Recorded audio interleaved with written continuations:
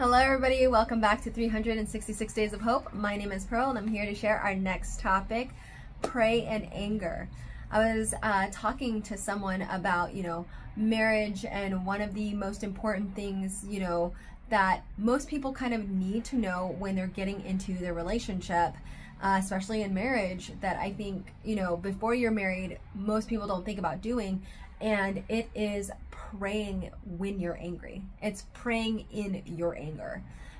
Sometimes we get to this point in our relationship where things aren't always going right. Maybe there's a misunderstanding, maybe you're moody, maybe things aren't going right, and you immediately react and it comes off the wrong way, and the other person reacts to the way in which you've reacted, right? So it just becomes this domino effect of conflict. I highly encourage that when you get to this point, to pray, whether in silence internally, and just ask God to give you wisdom of what to say, because you're noticing that boiling up of emotion, or maybe it's already gotten to that point and you guys are about to raise your voice, and or you're already raising your voice and the environment just feels very tense.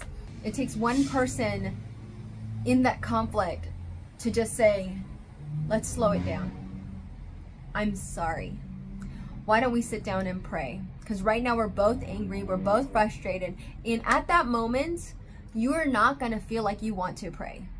You're gonna feel like everything inside of you is rebelling and is wanting to absolutely separate in prayer.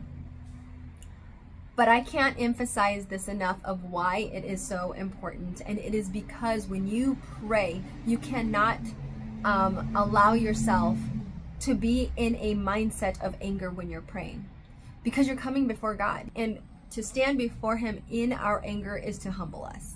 It's to get us back to remember that we're not the ruler of the universe, and we have to submit ourselves to a higher God who knows all.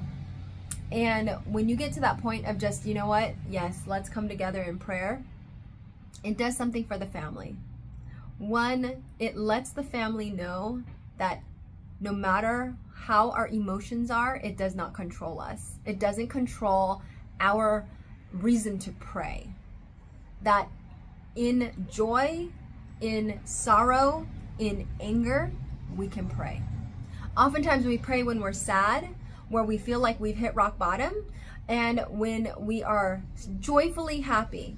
But when we're angry, we have a total different effect in prayer. It's where we feel like we can't even go to God in prayer. We can't even kneel down because our pride has got the best of us. And so that's when prayer is most needed, in our anger. And I think for the men, when you lead out, it humbles the wife. It teaches the wife to also control her emotions and pass on to those children also. So this is something that I encourage it to become second nature, to get into a pattern of prayer regardless of how we feel. Because if we can do it in anger, we can pretty much pray at any state in our emotions. So with that said, guys, may you live, thrive, and be healthy and continue to have healthy relationships. Take care. Bye.